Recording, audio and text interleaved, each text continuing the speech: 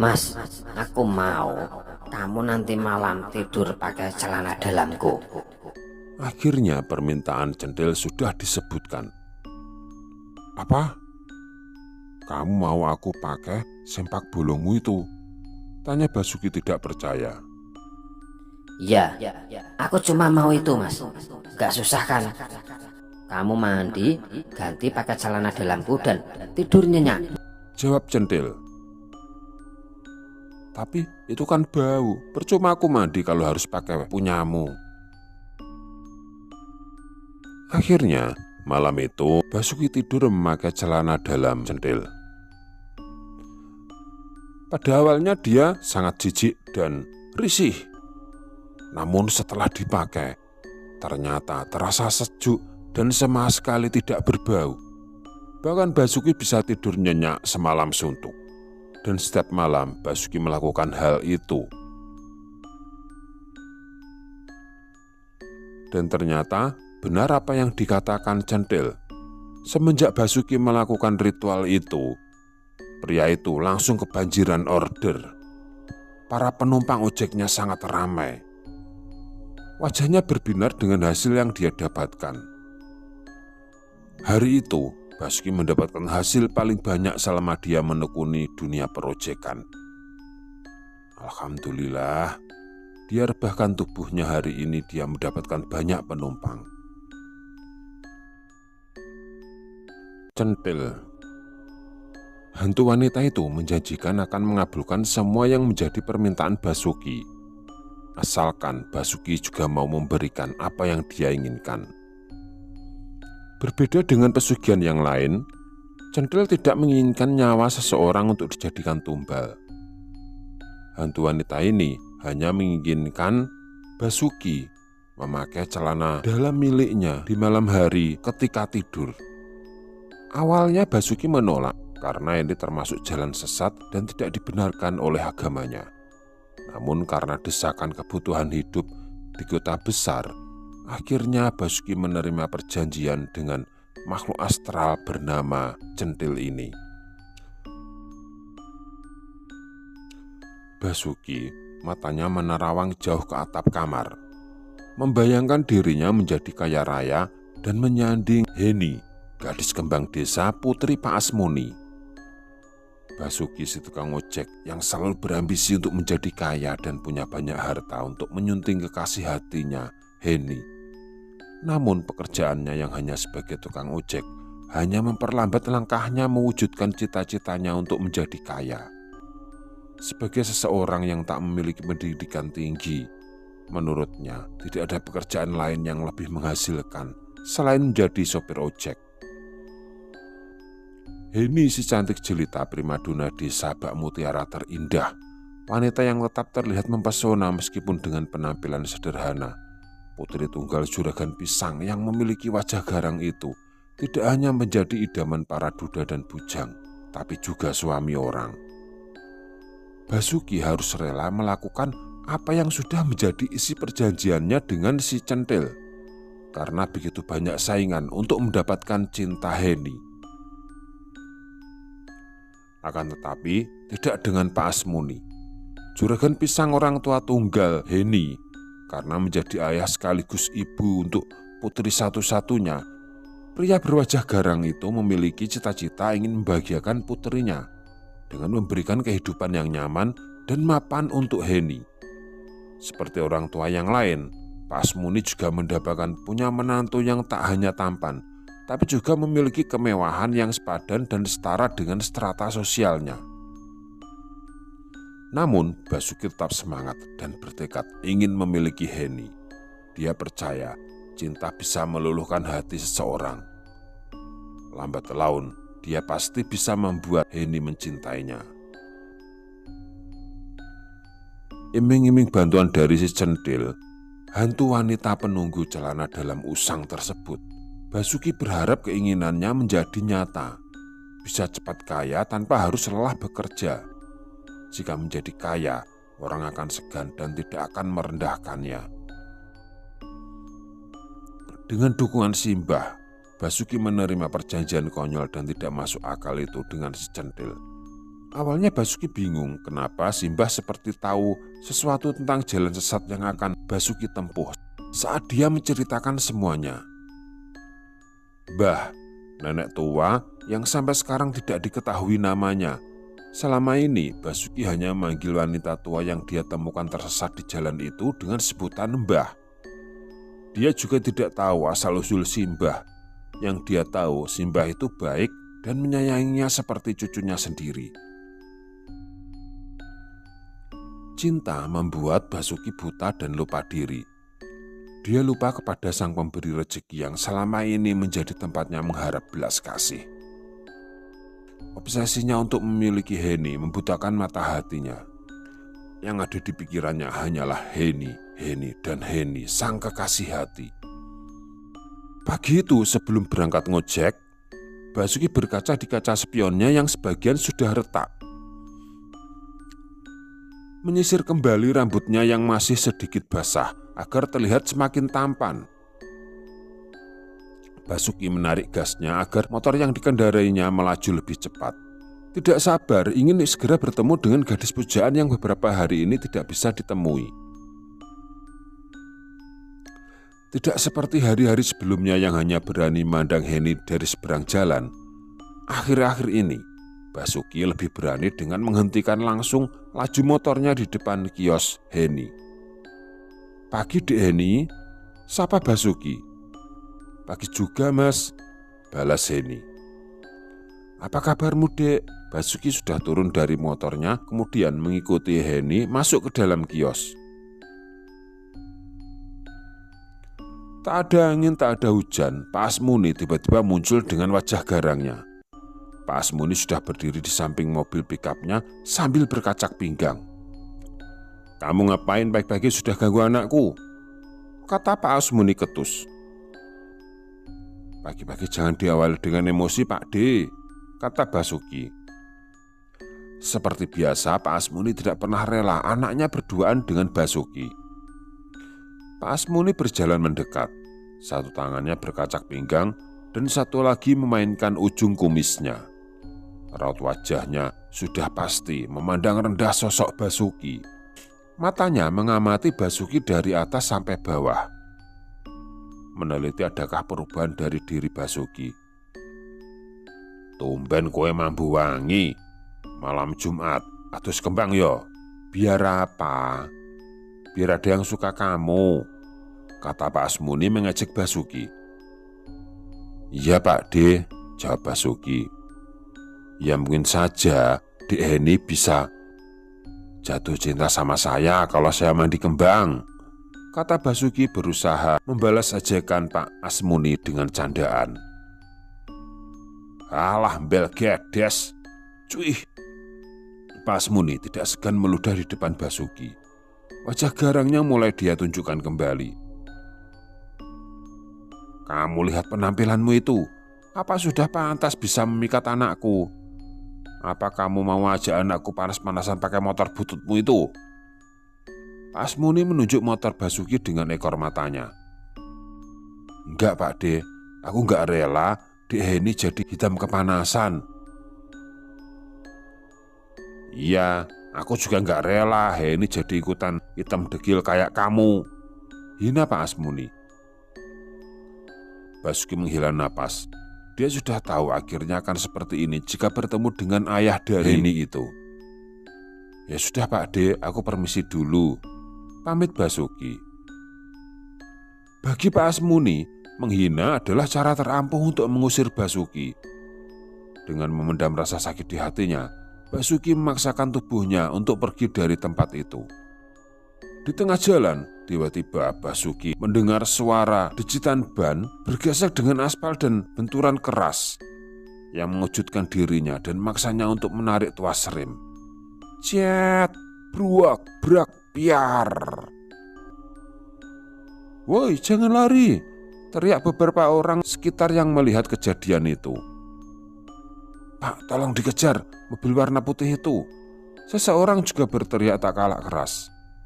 "Kurang ajar, habis nabrak nggak tanggung jawab," jawab yang lain. Seorang pengendara motor tergeletak tak sadarkan diri di tengah jalan. Sedangkan mobil yang menabraknya langsung melaju dengan kencang melarikan diri. Tanpa pikir panjang, Basuki parkirkan motornya di tepi jalan dan langsung menghampiri korban tabrak lari yang masih tergeletak di tengah jalan.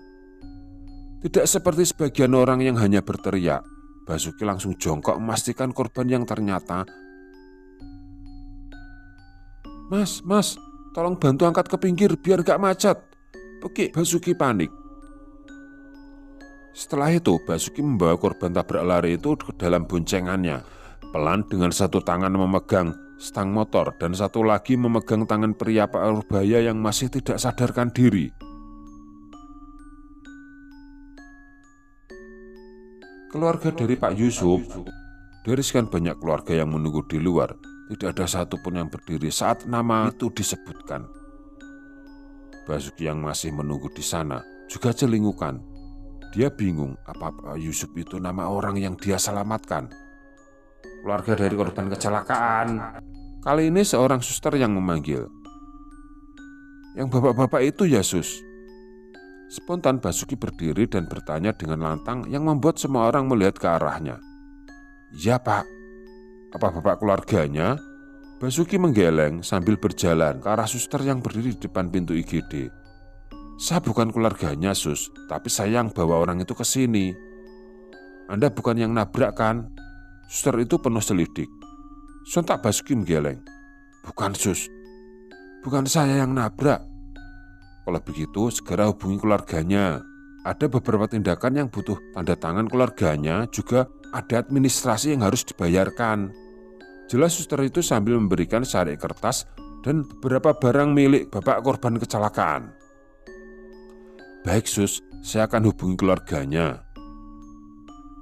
Itulah Basuki, pria berwajah tampan yang memiliki kebaikan untuk sesamanya. Dia tidak segan menolong orang lain yang sedang mengalami kesulitan. Tiba-tiba ponsel Pak Yusuf berbunyi. Ternyata yang menelpon memang benar, itu adalah keluarga Pak Yusuf. Basuki menjelaskan kalau dirinya yang menolong Pak Yusuf dan membawa pria itu ke rumah sakit.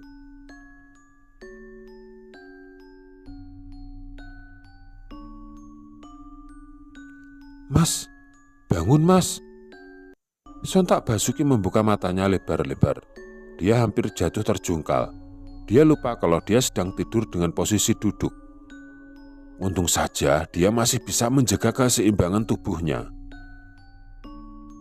Keadaan bapaknya sudah baik, tidak ada yang perlu dikhawatirkan. Tadi pingsan karena kaget saja, kata suster.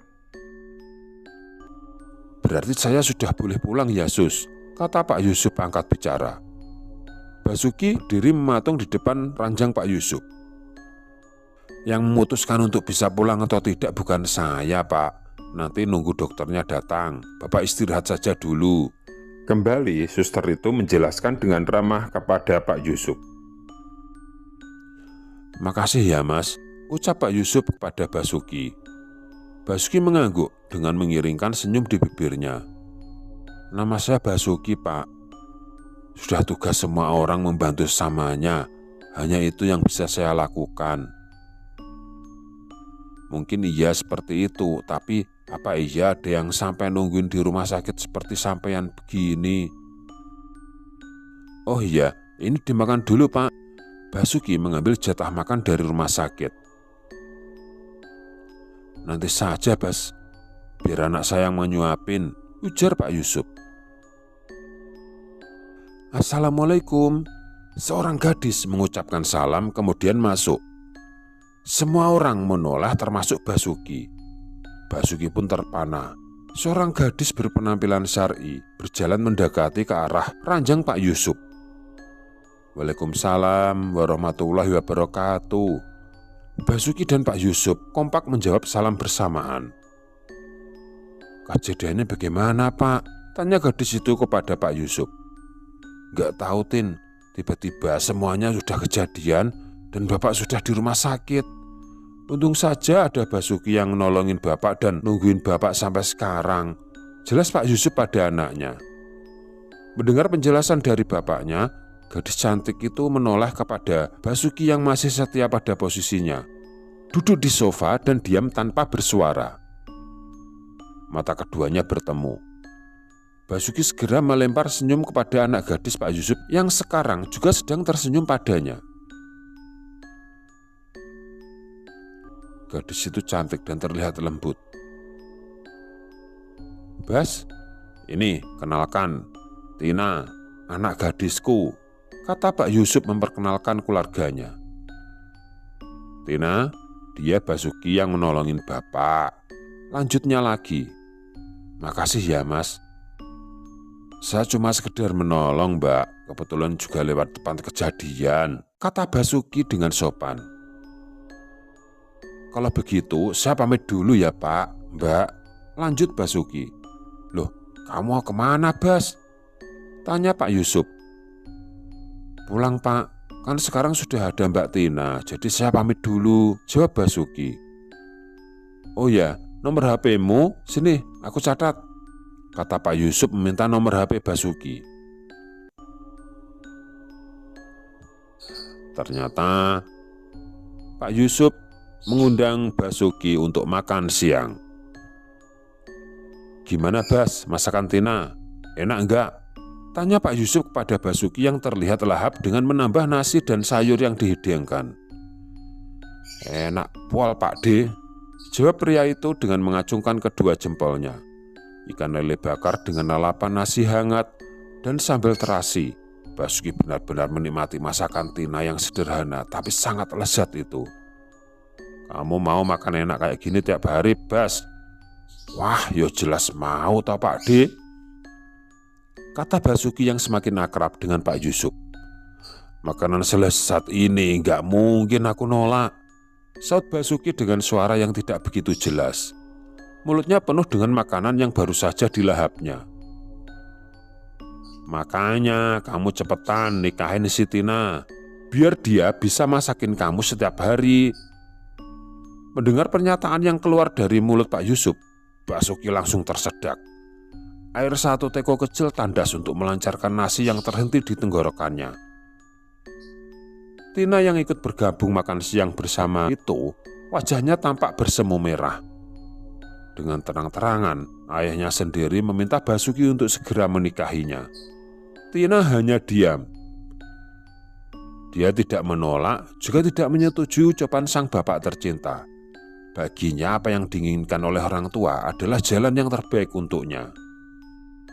Setelah makan siang selesai, Basuki dan Pak Yusuf berbincang di teras rumah. "Bas, iya Pak D, bagaimana pendapatmu tentang anakku?" "Maksudnya Pak D?" Basuki menjawab dengan pertanyaan.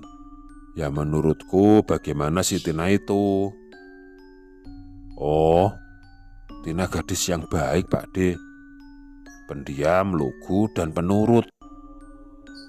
Mendengar perkataan Basuki, Pak Yusuf tersenyum. Kemudian dia berkata, "Dia udah matang buat nikah Bas," pancing Pak Yusuf. "Bener itu Pak, Dek Tina sudah pantas untuk menikah. Tapi kamu juga sudah waktunya untuk menikah Bas," kata Pak Yusuf. Mendengar hal itu, Basuki tertawa. "Iya Pak D, tapi nanti nunggu kumpul uang banyak dulu dan merintis usaha," jelas Basuki. Pak Yusuf mengangguk. "Kamu benar, jadi kalau kamu punya uang, nggak akan menelantarkan istrimu nanti. Tapi kalau kamu nikah sama Tina, Pak D pasti tetap akan bantu kalian." Basuki kembali tersedak. Kali ini dia tersedak oleh asap dari rokok yang disesapnya. Pernyataan Pak Yusuf selalu mengarah pada hubungannya dengan si Tina. Ada apa dengan Pak Yusuf ini? Pak Yusuf dengan terang-terangan merestui hubungan si Tina dengannya. "Aku suka sama pribadi kamu yang beda dari yang lain. Kamu itu orang baik. Aku percaya kamu pasti bisa menjaga si Tina dengan baik." Basuki sungkan kalau langsung menolaknya. Meski hatinya sama sekali tidak ada niatan untuk menyukai si Tina. Akhirnya Basuki pun pamit pulang. Di tengah jalan, Basuki sangat terkejut melihat Mbah sedang berjalan entah kemana. Loh, Mbah, jenengan kok bisa sampai di sini? Basuki terkejut melihat si Mbah yang tiba-tiba sudah ada di hadapannya. Tadi diantar sama temanmu, kata si Mbah. Siapa Mbah? Gak tahu le. Tadi si Mbah lagi jalan-jalan terus ketemu sama temenmu itu. Mbah bilang, antarkan aku ke cucuku Basuki. Terus Mbah diantar sampai sini. Jelas sih Mbah. Ya udah Mbah, aku antar pulang ya, tanya Basuki yang kemudian dijawab anggukan oleh si Mbah. Basuki mengendarai motornya dengan pelan. Ini bukan jalan ke rumah Mbah le, teriak si Mbah dari belakang. Basuki langsung menepikan motornya untuk mempertajam pendengarannya. Bagaimana Mbah? Kamu salah jalan le. Loh, ini kan arah jalan pulang Mbah. Bukan. Rumah Mbah itu Jalan Mespati nomor 7. Alamat siapa itu Mbah? Wis toh, ojo kakean takon. Kita jalan ke Mespati nomor 7. Basuki tak lagi bertanya. Dia menyalakan motornya kembali kemudian melaju ke alamat yang si Mbah sebutkan. Ini sudah Jalan Mespati Mbah. Iya le, maju sedikit lagi. Ada rumah cat putih, di depannya ada patung orang nunggang kuda. Basuki mengangguk dan kembali melajukan motornya. Matanya melihat ke sekeliling untuk mencari rumah dengan ciri-ciri yang si Mbah sebut. Mata Basuki membulat tak percaya. Rumah megah bertingkat dengan halaman yang luas. Itu rumah siapa? Ayo le kita masuk. Basuki tersadar. Simbah sudah turun dari motor dan berjalan masuk ke rumah itu. Simbah membuka gerbang dengan memencet sebuah tombol yang ada di tembok samping gerbang. Selamat datang le, ucap Simbah mempersilahkan Basuki masuk. Basuki semakin tercengang setelah melangkahkan kakinya masuk ke dalam. Ini rumah siapa Mbah? Ya ini rumah Mbah le, jawab Simbah singkat. Beneran? Basuki masih tak percaya. Iya le, di sini Mbah cuma tinggal sendirian. Loh, lah memangnya keluarga Mbah di mana? Mbah gak punya keluarga. Si Mbah itu perawan tua le, gak punya siapapun. Tapi sekarang kan sudah sama aku Mbah, kata Basuki bercanda. Si Mbah tersenyum.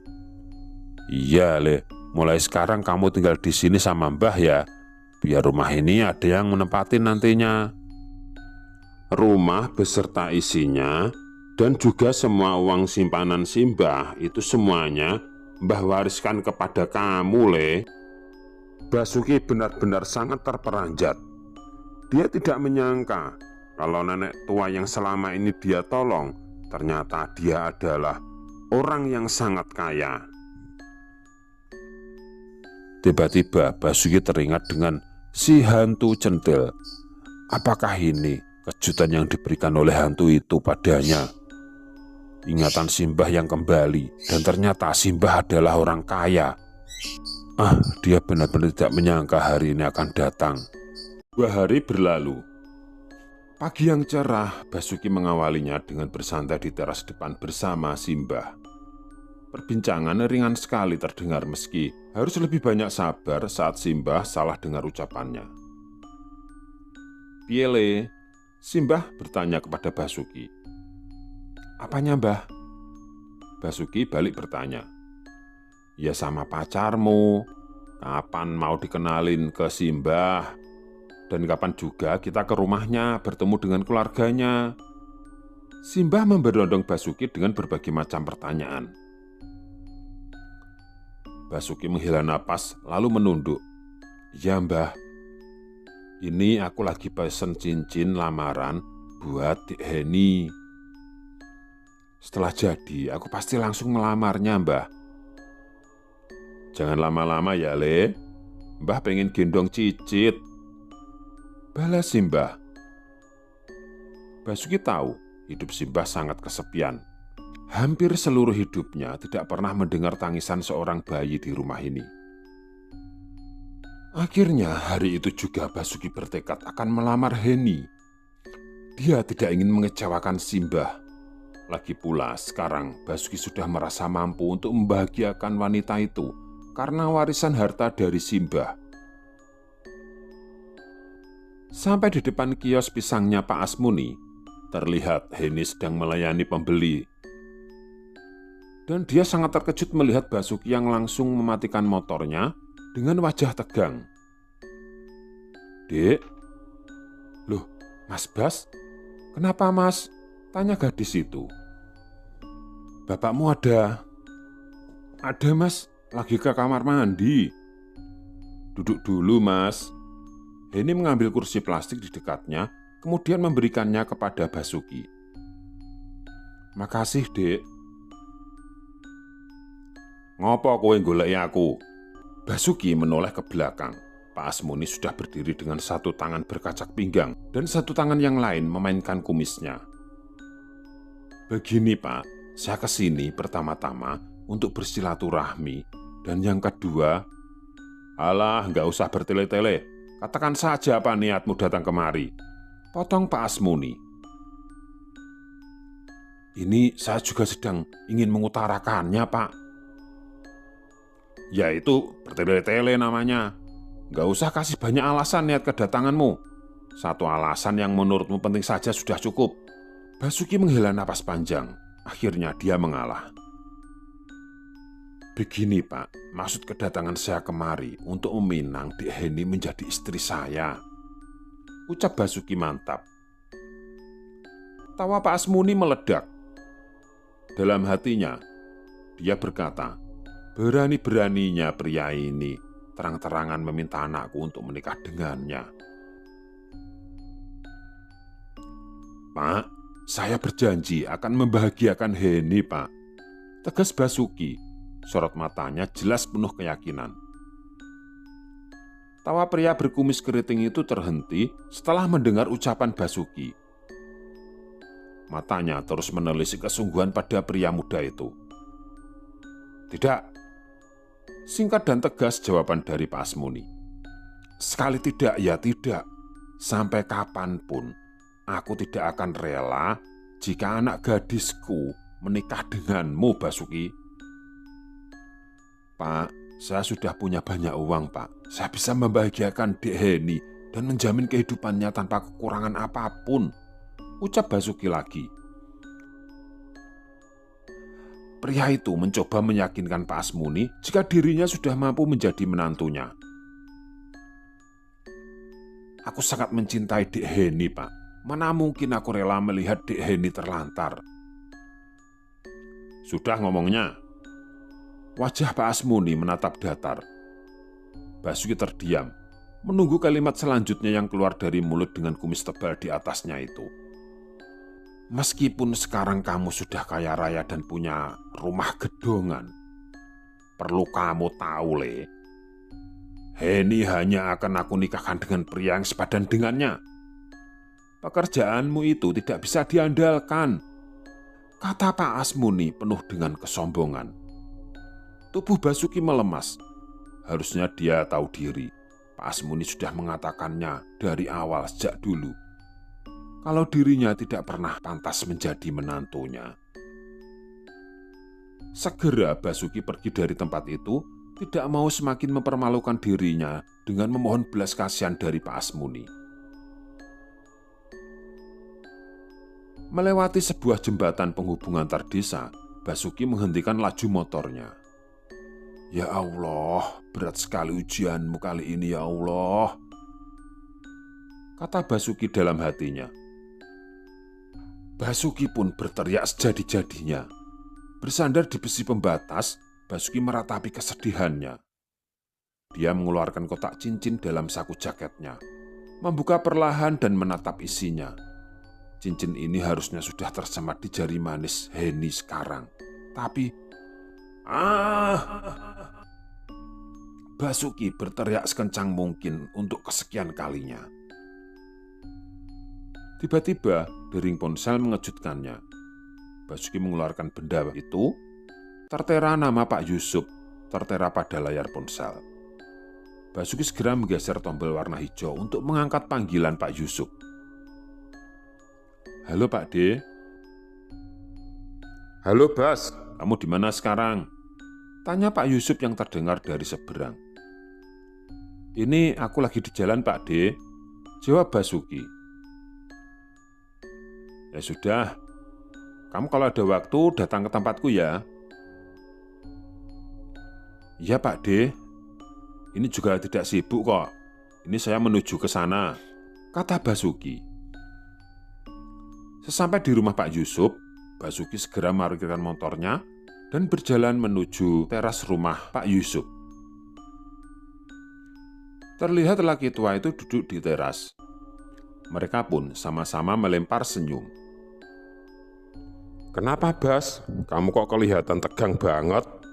Tanya Pak Yusuf ketika melihat sesuatu yang mengganjal pada Basuki.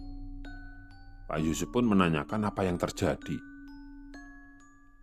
Pada awalnya Basuki ingin menceritakan apa yang baru saja dia alami. Namun setelah dia pikir-pikir, dia merasa hal itu tidak ada gunanya. Akhirnya demi Simbah yang sangat mengharapkan dia segera menikah, Basuki berniat melamar Tina, anaknya Pak Yusuf. Cincin kawin yang sebenarnya tadi dia tujukan untuk Heni, sekarang Basuki berniat memakaikan cincin itu untuk Tina. Pak Yusuf dan istrinya sangat bahagia sekali dengan keputusan Basuki yang akhirnya mau menjadi menantunya. Dan Tina pun dengan tangan terbuka menerima lamaran Basuki karena sebenarnya sudah lama dirinya juga menaruh hati kepada lelaki tersebut. Saya terima nikah dan kawinnya Tina Ayu binti Muhammad Yusuf dengan mas kawin seperangkat alat salat dan uang tunai Rp10.000 dibayar tunai. Secara lantang dan lancar, Basuki melafalkannya, disaksikan oleh 2 orang saksi. Kini, Basuki telah resmi menjadi suami Tina di depan penghulu dan Simbah.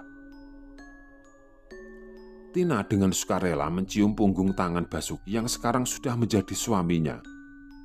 Basuki lega, dirinya sekarang bisa memenuhi keinginan Simbah. Semuanya kelihatan baik-baik saja sampai akhirnya tibalah saat malam pertama. Disitulah masalah yang sebenarnya mulai muncul. Entah kenapa Basuki sama sekali tidak menyentuh Tina. Dan hari ini genap seminggu pernikahan mereka. Dan sampai sejauh itu sepasang suami istri ini belum bersentuhan. Sore itu, Basuki dan Tina menyempatkan membeli sayur mayur untuk stok di rumah. Dengan menenteng 2 kantong kresek, Basuki terus mengikuti langkah istrinya. Di lorong menuju pintu keluar, mereka tidak sengaja berpapasan dengan seseorang yang memandang mereka dengan sinis.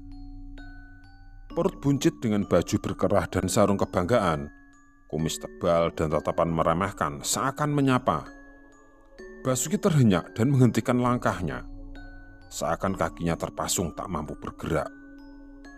Pria itu, siapa lagi kalau bukan si juragan pisang yang selalu menyombongkan segalanya? Ya, dialah Pak Asmuni. Pak, Basuki berusaha tersenyum dan menyapa. Walau dirinya masih ingat betul sakit hatinya atas penolakan yang Pak Asmuni berikan, pria Tambun itu berdecih. Gak usah sok akrab. Basuki diam.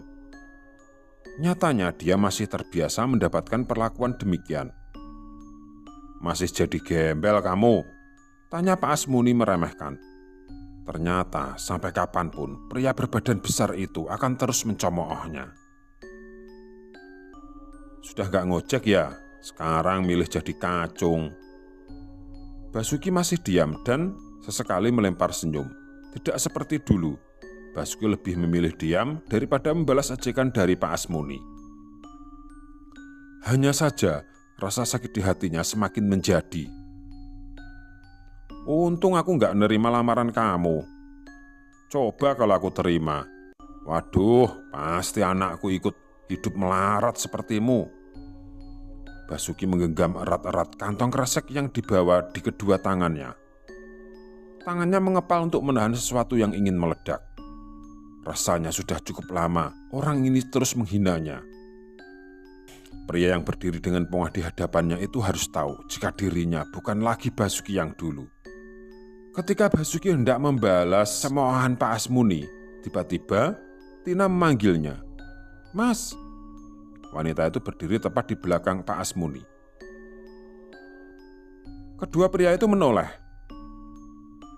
"Mas, kenapa lama jalannya?" Wanita itu melangkah menghampiri suaminya. "Tuh, sudah ditungguin sama majikanmu itu. Mending cepat balik kerja sana biar gak dipotong gajimu," kata Pak Asmuni yang tidak henti-hentinya mencemooh Basuki. Tina menatap pria tambun itu kemudian tersenyum. Lalu matanya beralih ke Basuki. "Maaf, sepertinya Bapak salah. Mas Basuki ini bukan kacung." Tina kembali menatap Pak Asmuni dan masih tetap tersenyum. Diapitnya salah satu lengan Gunawan. "Perlu Bapak ketahui, dia baru saja membuka beberapa minimarket di sini," tunjuk Tina pada toko-toko yang masih terlihat dari tempat mereka berseteru. "Mas Basuki ini seorang direktur waralaba. Dan saya bukan majikannya. Justru saya adalah asisten pribadi Mas Basuki sekaligus istrinya," lanjutnya lagi memperkenalkan diri. Ternyata sepertinya Tina sejak tadi mendengar semua ucapan Pak Asmuni. Pernyataan Tina membuat Pak Asmuni terdiam. Ditatapnya lekat-lekat mata Tina untuk mencari kebohongan. Namun sepertinya wanita itu berkata jujur. "Kalau ada yang perlu ditanyakan, silahkan bertanya sekarang kepada saya, Pak. Kalau tidak ada, saya dan Mas Basuki harus segera pulang. Karena kami ini orang sibuk, tidak punya waktu dengan orang-orang miskin seperti Anda," jawab Tina. Pak Asmuni hanya terbengong. Entah apa yang sebenarnya diinginkan pria itu. Dia hampir tak percaya ketika melihat Basuki dan Tina masuk ke dalam mobil mewah dan Basuki menjalankan mobil itu. Waduh, ternyata si Basuki sekarang jadi orang sukses, kata Pak Asmuni. Sepertinya dia sangat malu dengan apa yang dia perbuat tadi. Dia terlanjur mencemooh orang yang dia sepelekan. Namun ternyata sekarang Basuki sudah menjadi direktur waralaba. "Terima kasih ya, Dek." Sejenak Tina mengernyit dahinya. "Untuk apa, Mas?" "Ya, untuk pembelaanmu tadi." Saat ini mereka sedang duduk di teras rumah, menikmati malam dengan semilir angin yang menyejukkan. Kewajiban setiap pasangan membela pasangannya jika itu tentang penindasan atau dari perbuatan tidak baik, Mas,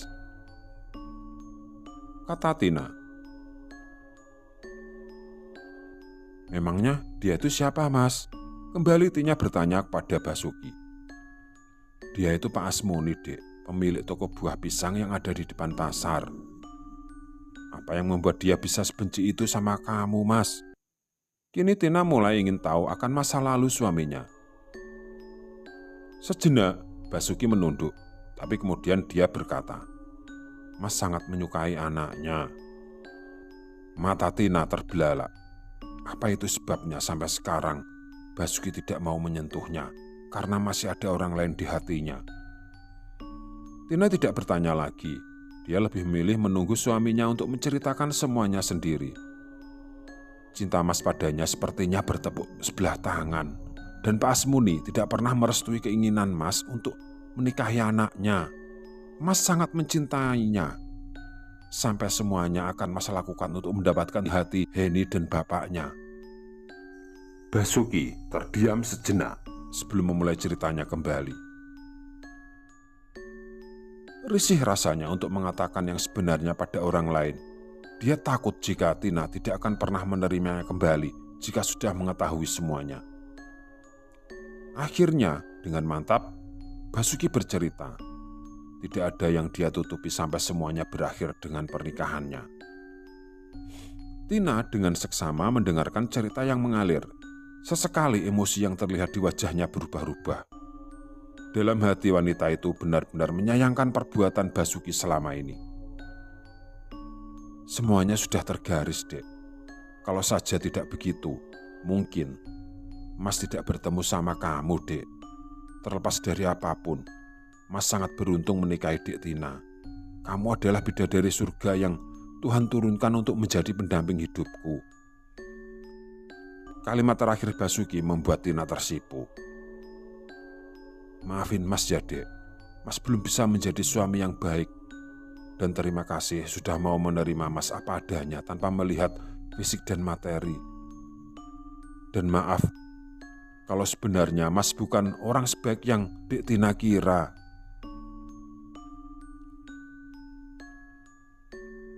Cerita Gunawan berakhir. Ditundukkannya kepala dalam-dalam sebagai bentuk rasa penyesalan. Mas kan sudah bertobat. Mas juga gak perlu minta maaf. Salah Mas hanya kepada Tuhan, bukan sama kita, Mas. Malam itu, Basuki tidak bisa tidur. Dek, kamu sudah tidur? Pelan suara Basuki. Dia takut mengganggu istrinya jika memang sudah tidur. Belum, Mas. Jawab Tina masih dengan posisi yang sama. Apa kamu gak risih, Dek, tidur pakai kerudung terus begitu? Gelengan kepala Tina berikan sebagai jawaban. Apa karena ada Mas? Tanya Basuki lagi. Sesaat tubuh wanita itu terlihat tak bergerak. Tina berbalik. Mata mereka saling bertemu. Terdengar helaan halus dari bibir Tina. Kita memang sudah gak ada batasan apapun, Mas. Mas Basuki berhak atas apapun pada diriku. Namun, aku gak akan pernah memperlihatkan auratku karena Mas belum ikhlas untuk pernikahan ini. Sangat tenang Tina dalam menghadapi suaminya. 1001 wanita di dunia ini yang seperti dirinya. Pak Yusuf dan Bu Tumini sudah berhasil mendidik anaknya menjadi pribadi yang baik dan selalu menerapkan budi pekerti luhur. Sungguh beruntung Basuki mempersuntingnya. Basuki mengerutkan dahinya. Bagaimana Tina bisa menjawab demikian, sedangkan dirinya merasa selama ini sudah ikhlas menerima pernikahan ini. Kalau tidak ikhlas, mana mungkin dia mau menekan ego dengan tidak lagi memikirkan Heni. Mas sudah ikhlas, Dek. Tina melempar senyum yang tulus pada suaminya. Salah satu tangannya keluar dari balik selimut. Disentuhnya dada Basuki. Di sini, Mas belum ikhlas sepenuhnya. Ada orang lain yang masih berdiam di dalam sini. Sampai dia mau keluar dan meninggalkan tempat ternyamannya. Baru aku akan bersedia berbagi apapun denganmu, Mas. Hati Basuki serasa seperti tersengat listrik. Rasanya tulang-tulang di tubuhnya los begitu saja dari sendinya. Bodohnya dia yang selalu menyakiti istrinya dengan membiarkannya selalu menunggu. Tina menarik tangannya. Sekarang kita tidur saja, Mas. Iya, Dek. Jawab Basuki terbata-bata. Percakapan mereka berakhir. Tina langsung memejamkan matanya. Kali ini dia tidur dengan menghadap sang suami. Sebagai seorang istri yang taat, sebenarnya dia ingin memulai duluan. Namun, dia tak ingin Basuki menyentuhnya karena nafsu. Dia ingin mendapatkan ketulusan dan keikhlasan dari hati Basuki. Hari berganti hari, minggu berganti minggu. Seiring berjalannya waktu, akhirnya Basuki benar-benar sudah melupakan Heni. Dia sekarang benar-benar fokus mencintai istrinya satu-satunya. Seluruh jiwa raganya sudah dia persembahkan untuk Tina. Pada suatu pagi di sebuah puskesmas, terdengar sebuah seruan syukur dari beberapa orang. Alhamdulillah. Basuki dan kedua mertuanya mengucap rasa syukur. Saat ini mereka berada di puskesmas. Tina mendadak merasa sakit dan harus diperiksa dokter. Namun suatu berkah bagi mereka setelah memeriksakan keadaan Tina. Wanita itu dinyatakan hamil 8 minggu. 5 bulan usaha mereka ternyata membuahkan hasil begitu cepat. Selamat Bas, ucap Pak Yusuf kepada menantunya. Selamat juga Pak buat jenengan. Keduanya saling berpelukan.